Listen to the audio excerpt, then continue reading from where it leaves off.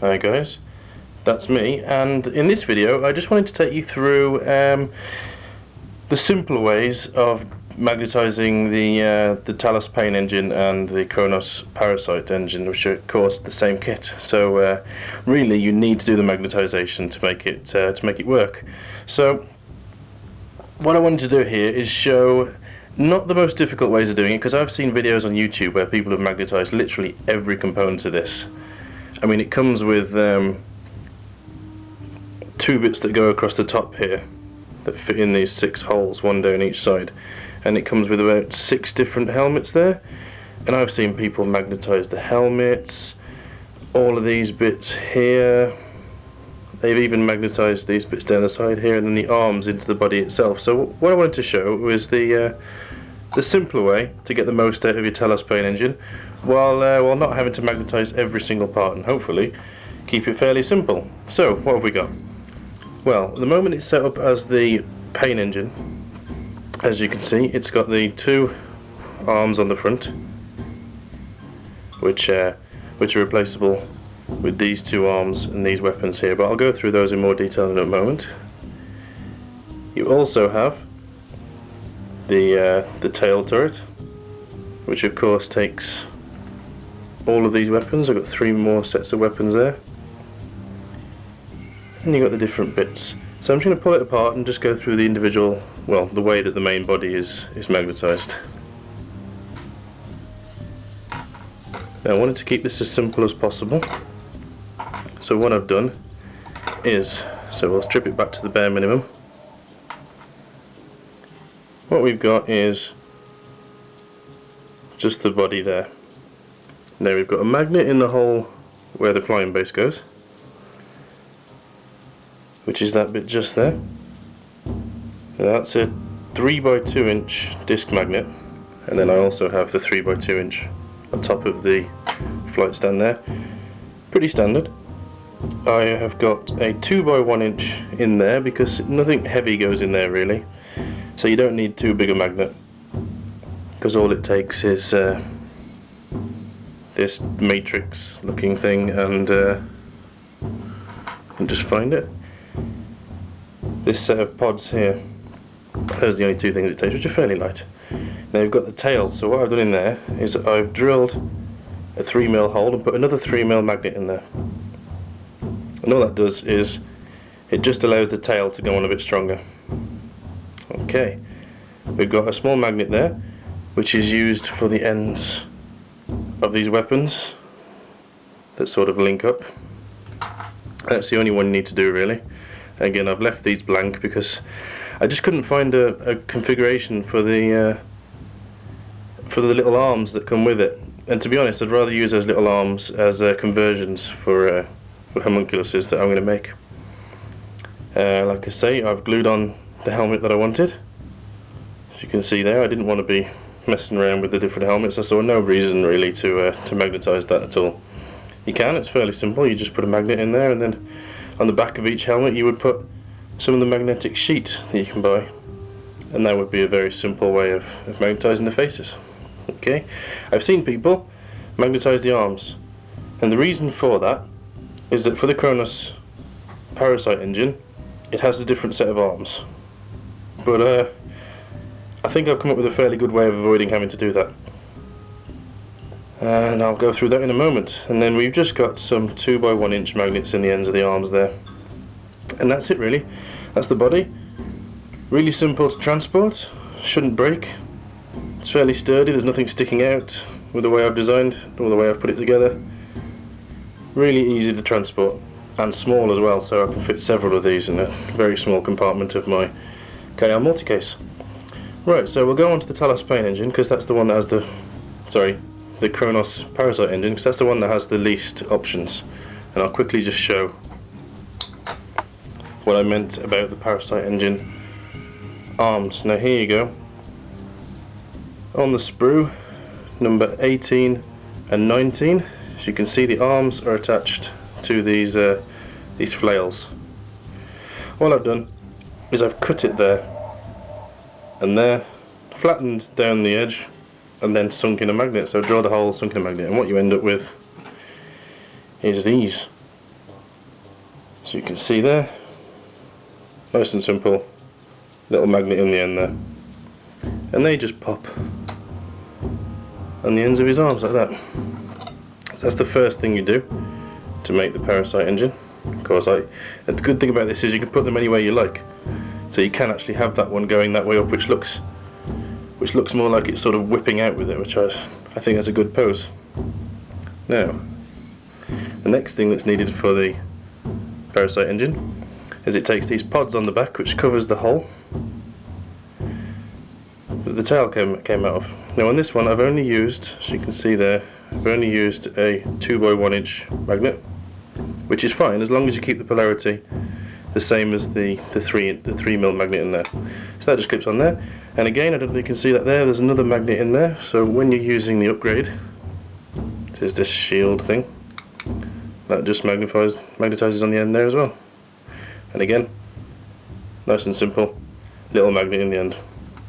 Right, now we get the little matrix-esque bit, and that just goes in the bottom hole there. The only two bits I've magnetized on the actual body at the bottom here, as you can see, is the back hole and the bottom hole. Now, I've seen some people actually magnetize these side pods as well, but there's no real reason for doing that because nothing goes in them. It's the same for both the Parasite and the Talos. And that's it really. That is the configuration setup for the Parasite engine. Nice and simple. I'll just pop these off, put them to one side. You need that. So the configuration for the Talos, first off, nothing goes in the bottom hole except for these pods. So first thing you stick those pods in, that's that out of the way.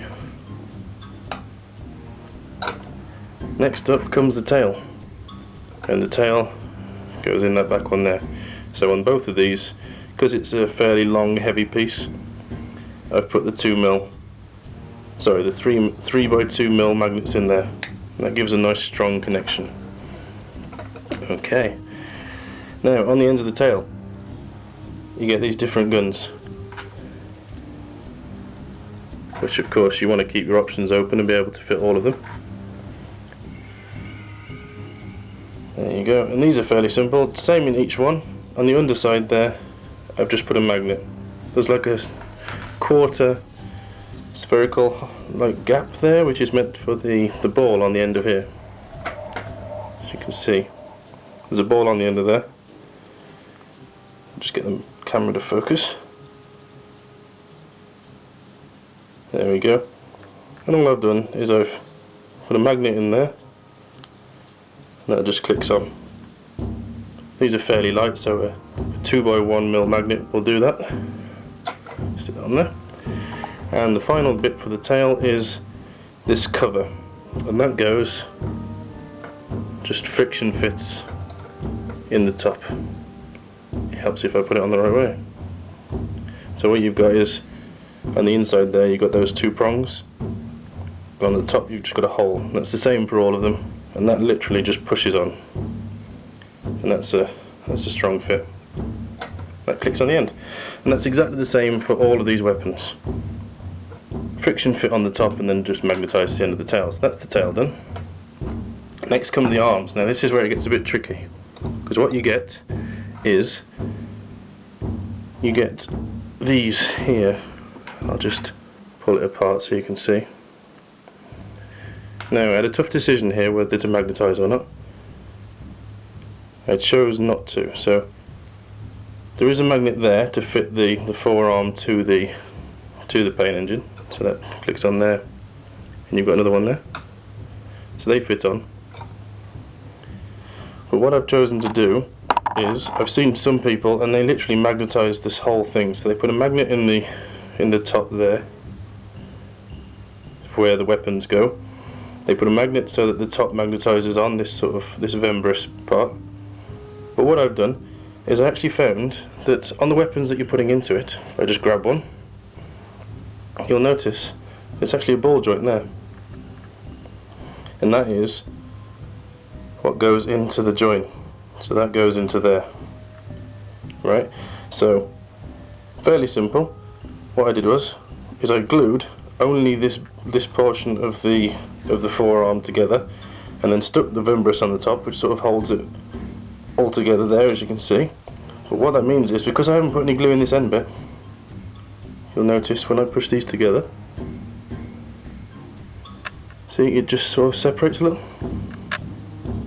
and that is enough to hold that weapon in. And that is the same for all of the things, really. So that goes, we'll pop that on there.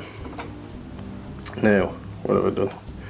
We've got several weapons that can fit in here. You've got this cleaver, which again will pop into there. But we've already got one of those, so we don't need that. We have this one. Now this is the one you're going to be using most, the twin link liquefier gun. So again, see the small ball joint there? That pops in, and that holds it secure, so you get a little bit of movement, which is important for a moment you're going to notice in a moment, or something I'm going to point out in a moment. So that pops on, and then this is where the magnet on the side there comes in. Just shift that around, and that clicks into the magnet, because I've put a small 2mm magnet on the end of this pipe here. And that's it, really. The options that you come with for the arms, you get 4 different arms, or arm bits, and they are, I'll just take this apart. So first off, you get the 2 bits here which receive the liquefier gun and the different hand-to-hand combat options, which are the hand, the cleave and the hook. So you get those, and they come with their own Vembrises. Then you get this one here, which also has the extra pipe on it. I believe this one's the Icar injector. That comes with its own Vembris, but this is all one piece, so that has to stay as one piece. As you can see, there's another magnet in the end. So that's one part of the arm. That's the 3rd one, and the 4th one is the chain flails. So again, it's all one piece. Comes with its own designated Vembris, little magnet in the end there, and as always, they just pop on, nice and simple.